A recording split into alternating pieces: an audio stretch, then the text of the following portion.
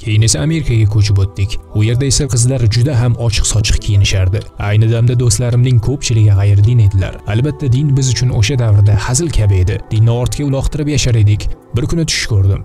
Shunda qabr ichida edim. Olov alangasi men yotgan qabrning har tarafidan kira boshladi va menga yuqoridan bu olov alangasi sen namoz o'qimaganliging uchundir degan nido eshitildi. Qur'on bu mo'jizadir. Bir kuni kichik o'g'lim Xolid operatsiya qilinadigan bo'lib qoldi. Shuning uchun men u yerga borib, o'g'lim oldida soatlab Qur'on o'qib turdim va bolalarning yuraklari yana bir xilda osuda ura boshladi. Allohu akbar. حن قلبي للمدينة لرسول الله. Assalomu alaykum va rahmatullohi va barakatuh. Mening ismim No'mon Alixon. Texasning Dallas shahrida yashayman. Men 2005-yilda o'zim asos solgan Bayyina ta'lim muassasasining rahbariman. Men Bayyinani New Yorkda ochdim va 2011-yilda esa Texasga ko'chib o'tdim. Shayx, men bu Qur'ondan dars beriladigan go'zal ta'lim dargohiga tashrif buyurganimdan juda ham xursandman. Tashrifingizdan men ham mamnunman. Alloh taolo o'zi madadkor bo'lsin. O'smirlik davringizni siz mana shu yerda Amerikada o'tkazdingiz, shundaymi? Ha, albatta. Bu haqida aytib bera olasizmi? Bolaligimning 6 yili Saudiya Arabistonida o'tdi. Mening otam Pokiston vazirligining vakili edi. Shu sabab men u yerdagi Pokiston maktabida 8-sinfgacha o'qidim. Keyin esa Amerikaga ko'chib o'tdik. Amerikada New Yorkning Queens shahridagi maktabga kirdim. U yerda esa vaziyat tamoman ochiq edi. Istaganingizcha kiyinishingiz mumkin. Va qizlar juda ham ochiq-sochiq kiyinishardi.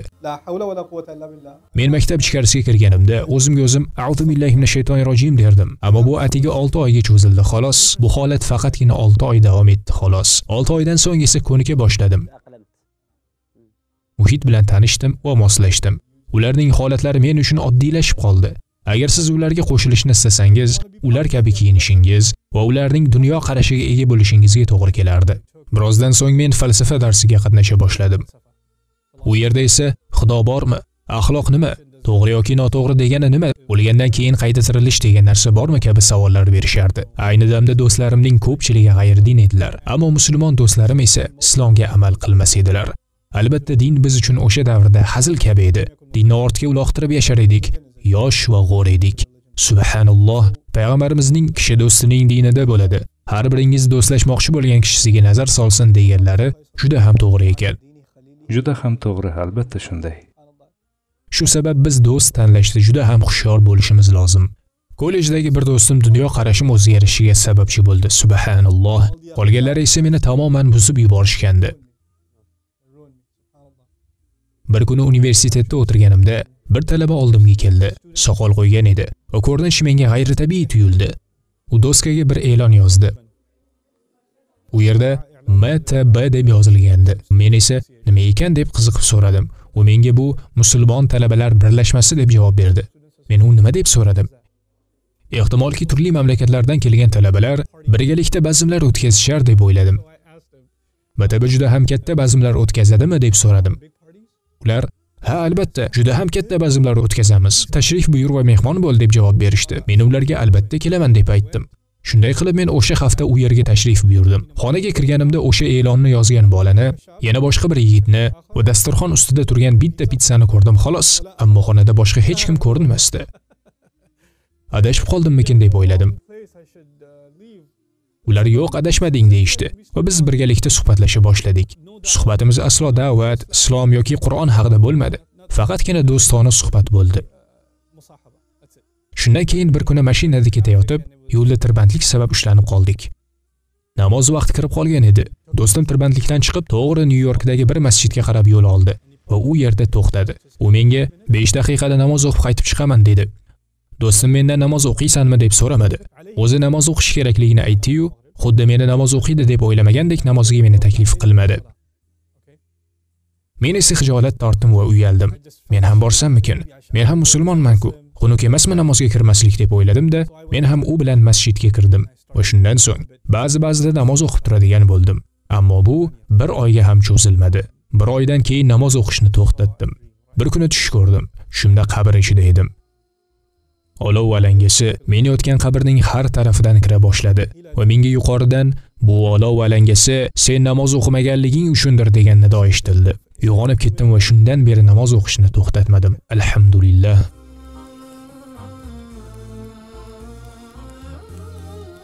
Shayx, Qur'on bilan aloqangiz qanday edi?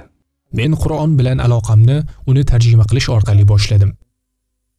Keyin borgan sari qiyinlashib borayotganligini bilib, o'zimga avval men bu kitobni yaxshiroq tushunishim kerak dedim. Yusuf Ali tomonidan tafsir qilingan Qur'onni sotib oldim. Ammo tafsirdagi ingliz tili juda ham qiyin bo'lib chiqdi. U Shekspir ingliz tilisi ekan. Bundan tashqari Qur'onning o'ziga xos uslubi bor. Masalan, ba'zan oyatlar birlikda boshlanib, ko'plikda tugaydi. Bunday holat hech qaysi adabiyotda uchramaydi. Na ingliz tilida, na urduda, na boshqa tilda. Men bu uslubni ingliz tilidagi imtihonda ishlatsam, bu xato hisoblanadi. Men tarjima bilan cheklanib qolishim kerak emas. Arab tilini o'rganmasam bo'lmaydi deya qaror qildim. Ramazon oyi edi va men New Yorkning Queens shahridagi masjidga bordim. U yerda tafsir kursiga qatnasha boshladim. Shayx arab tilida oyatni o'qib, keyin urdu tiliga tarjima qilardi. Men urdu tilini ham bilardim. U oyatlarni sodda qilib urdu tiliga tarjima qilardi. Qur'on oyatlarini o'qigan mahal uning yuzida mamnuniyat, mehr va shod-xurramlik aks eta boshlardi. Mamnuniyat, mehr va shod-xurramlik. Ha, bir-ikki oyat o'qiydi va uning yuzida shod-xurramlik aks eta boshlaydi. Yillar o'tgandan so'ng men u o'qigan oyatlarga duch keldim. Mana shu bilan shod-xurram bo'linglar. U bizga oyatlarni arab tilida o'qib, keyin tarjima qilib berar edi. Men uni har kuni tinglar edim. Tarovih namozlaridan so'ng 4-5 soatlab, ertalab o'tirib soat 3 yoki 4 gacha qolib ketar edik. Men lol qolayotgan edim. Qur'onga to'g'ri baho bera olmagan ekanman. Bu kitob nima ekanligini aniq bilmas edim. Shu sabab o'rganishga jazm qildim. Oyning oxirida u odamning oldiga borib, men siz bilgan va o'rgangan narsalarning barchasini bilishni istayman dedim. U esa, bu juda ham oson. Arab tilini o'rgan dedi. Yaxshi, ammo arab tilini qayerda o'rganaman desam, u menga men arab tilidan dars beraman. Qatnashishing mumkin dedi. 3 haftalik tezlashtirilgan arab tili kursi bor ekan va u 3 soatdan har kuni o'tkazilar ekan. Men uning kursiga qatnashdim. Juda ham zavqlandim. Arab tili matematika faniga o'xshab ketar ekan. Grammatikasi, so'z tuzilishi va jumlalarni ot yoki fe'l yordamida yasalishi, bilasizmi, bularning barchasi meni ajablantirdi. Men bularni barchasini o'rgandim, chunki bu tilni o'zlashtirishga qattiq qiziqib qolgan edim. Mazkur arab tili kursidan so'ng Nomon o'zi dars bera boshladi. U bu ishni mamnuniyat bilan bajarardi. Nomon Amerikadagi 150 dan ortiq islomiy markazlarga tashrif buyurdi. Qur'onni o'rganar ekanman. Uni hayotimdagi barcha narsalar bilan bog'lay ola boshladim va buni boshqalar bilan ham baham ko'rishni xohladim. Qur'on o'tmishdagilarning ertagi emas, bu qandaydir qadimgi davr haqida so'zlamaydi. Balki bu siz haqingizda so'zlaydi. Bu Qur'ondan olgan birinchi xulosam edi. Ikkinchi xulosam esa quyidagicha bo'ldi. Qur'on bu mo'jizadir. Uning mo'jizasi qarshisida arablar ojiz qolgandi. Alloh taolo Qur'ondan keyin bizga boshqa mo'jiza bermadi. Chunki Qur'onning o'zi kifoyadir. Axir ularga tilovat qilinayotgan shu kitobni biz sizga nozil qilganimiz ular uchun yetarli emasmi? Men arab tilidagi Qur'onning go'zalligini ingliz tilida o'rgatishga harakat qilib ko'raman dedim. Bu ishni ado etishim zarur, chunki agarda men odamlarni arab tilini o'rganishlarini kutsam, umrimning oxirigacha kutishim kerak bo'ladi. Bir kuni New Yorkda masjidga kirganimda o'ng tomonimda bir odam turardi. U arab edi. Uning o'ng tarafida esa bangladeshlik bir kishi turardi. Biz birgalikda juma namozini o'qiyotgan edik. Namozdan so'ng Qur'on tilovati boshlanganidan to tugagunicha bangladeshlik kishi to'xtovsiz yig'ladi. Arab kishi hayron qoldi. Bangladeshlik odamdan nima sababdan yig'lamoqdasiz? Arab tilini tushunasizmi deb so'radi. U esa yo'q, tushunmayman. Shu sababdan ham yig'lamoqdaman deya javob berdi. Allohu akbar. Axir bu arab kishining yuziga tarsaki deganday gap-ku. Dastavval Shayx Nomon haftada bir o'tkaziladigan kurslarda dars berardi. Keyinroq esa butun boshli Qur'on o'rgatuvchi ta'lim muassasasiga asos soldi. Uning nomi Bayina edi. Bayina 4 qismdan iborat. Birinchisi jonli tadbirlar. Men Shayx Umar Sulaymon va boshqalar bilan birgalashib dunyo bo'ylab yurib Qur'ondan kurslar o'tkazamiz. Ammo bu an'anaviy tafsirga o'xshamaydi. Ikkinchi qismi orzu dasturidir. Orzu dasturi bu to'liq dastur bo'lib, asosan arab tilini o'rganish istagida bo'lganlar uchun mo'ljallangan. Ular Qur'onni o'qiy olsalar-da, ammo tushuna olmaydilar. Lekin bu dastur orqali 6 oy ichida grammatikani o'zlashtirib, Qur'onni tarjima qila oladigan bo'lishadi. 3-qismi esa kirish dasturi. Kirish dasturida men to'liq dars beraman. Bu dasturning yengilroq muqobili esa onlayn darslar hisoblanadi. Ayni paytda bu yerda 1500 ta odam bo'lib, mazkur odamlar dunyoning 57 mamlakatidan bizning darslarga qatnashish maqsadida ro'yxatdan o'tishgan. Ular arab tili grammatikasi va Qur'onni tarjima qilish bo'yicha darslar oladilar. Men kelasi 5 yillik vaqt oralig'ida millionlab talabalar bizning darslarimizga qatnashishlarini niyat qilganman, inshaalloh. Axir osilsang baland daryo osil deb aytishadi-ku.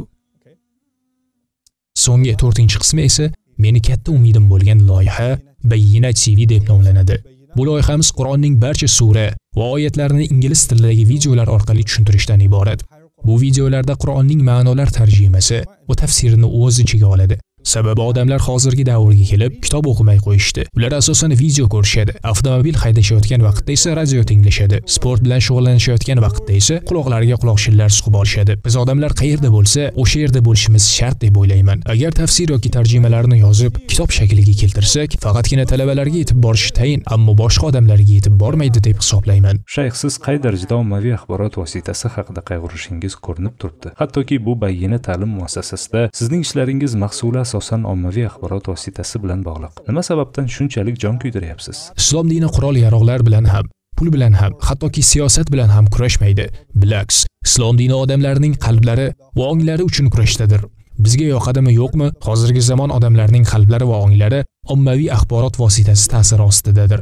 Men dunyodagi eng yaxshi ma'ruzani qilib berishim mumkin, ammo qandaydir musiqiy klip bizdan ko'ra 10 barobar ko'proq tomoshabinga ega bo'ladi. Hozircha ular bizni mag'lub qilishmoqda. Ularning ta'sir doirasi kattadir. Biz bu maydonda ulardan o'zib ketishimiz shart. Biz eng samarali media vositalarga ega bo'lishimiz lozim deb bilaman. Ularning mahsuloti chiroyli muqovalangan, ammo ishi esa yomondir. Bizning mahsulotimiz o'ta yaxshi bo'lsa-da, muqovasi yaxshi emas. Biz qadoqlash ustida bosh qotirib, uni tuzatishimiz kerak. Shu xolos. Meni ajablantirgan narsa shuki, Nomon Alixonning hayotidagi barcha da'vatlari Qur'ondan iborat. Agarda u g'ayridinlarga ma'ruza qiladigan bo'lsa, uning ma'ruzalari Qur'onning latofati haqida bo'ladi. Agar u musulmonlar bilan birga bo'ladigan bo'lsa, uning ma'ruzalari Qur'ondagi qissalar va Qur'on haqida tafakkur qilish haqida bo'ladi. Qarang, Bayyina ta'lim muassasasidagi barcha devorlarga osilgan surat va yozuvlar Qur'on haqida ekan. Masalan, bu yerga Alloh senga yaxshilik qilgani kabi sen ham yaxshilik qil. Har bir jon o'zi kasb qilgan amali sababli ushlanguvchidir deb yozib qo'yilibdi. To'g'risini aytsam, men bu dargohni juda ham yoqtirib qoldim va bu odamning Qur'on ila da'vat qilishiga bo'lgan ishtiyoqi va muhabbatini ko'rib unga bo'lgan hurmatim yana ham oshdi.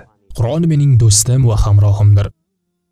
Qayg'uli pallalarda suyanadiganim ham shudir. Bir kuni kichik o'g'lim Xolid operatsiya qilinadigan bo'lib qoldi. Shuning uchun men u yerga borib, o'g'lim oldida soatlab Qur'on o'qib turdim. Xolid xonada yolg'iz emas edi. U bilan birga boshqa bolalar ham bor edi. Ularning ham dardi Xolidniki kabi edi. Bir payt Qur'on o'qib bo'lganimdan so'ng oldimga hamshira kelib, ularning yurak urish me'yorlari osuda va bir xil bo'lib qoldi. Siz qaysi qo'shiqni kuylayotgan edingiz, dedi. Men hamshiraga Allohning so'zlarini tilovat qildim deya javob berdim. U esa mendan yana shunday qila olasizmi deb iltimos qildi. Men Qur'on tilovatimni yana takrorladim va bolalarning yuraklari yana bir xilda osuda ura boshladi. Men bu ishni kelasi hafta ham takrorladim. Bolalardagi holat esa yana takrorlandi. Subhanalloh, dunyoda Qur'ondan ham ko'ra yaxshiroq ne'mat yo'qdir. Odamlar mendan qaysi surani o'qiganimni ko'p so'rashadi. Mening javobim har doim buning ahamiyati yo'q. Allohning kalomini xolislik ila o'qisangiz bo'lgani deya javob beraman. Siz bu kitobni xolislik bilan o'qisangiz, sizni o'zgartiradi. Meni o'zgartirdi va hamon o'zgartirib kelmoqda.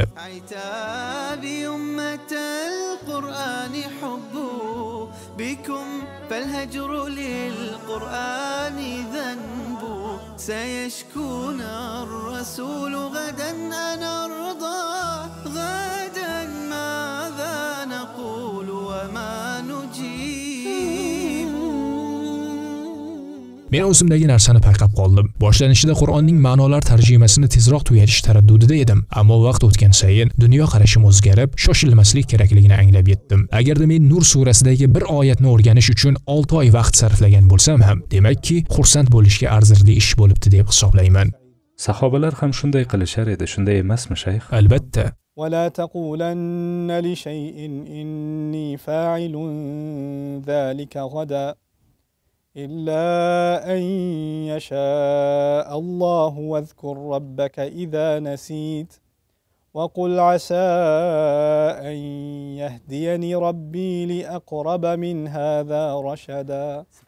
Shayx Noman hidoyatga yetishish uchun qattiq sa'y-harakat qildi. Shayx Noman Qur'onni chindan ham sevdi. Ammo hidoyat topish Qur'onni sevishning o'zi bilan bitmaydi, balki Qur'onni tushunishga harakat qilish zarur. U Qur'onni sevib qolganida avvalo uni ingliz tilida tarjimasini o'qiy boshladi. Keyin esa ikkinchi tarjimasini ham o'qiy boshladi, ammo o'zi qidirgan narsani topmadi. Shu sabab arab tilini o'rganishga jazm qildi. Arab tilini o'rgandi va ma'nolar tarjimasini mukammallashtirdi. Qur'onni yod oldi va tajvidni ham o'zlashtirdi. Ayni paytda u Qur'onning go'zalligini odamlarga mukammal tarzda yetkazish va Qur'on haqida aql yurgizish va tafakkur qildirish bilan mashg'ul. Bularning barini u Alloh taoloning hidoyatiga erishish maqsadida qilmoqda. Albatta, hidoyat mehnat, mashaqqat talab qiladi. Shundan so'nggina siz Allohning izni irodasi ila hidoyat topursiz.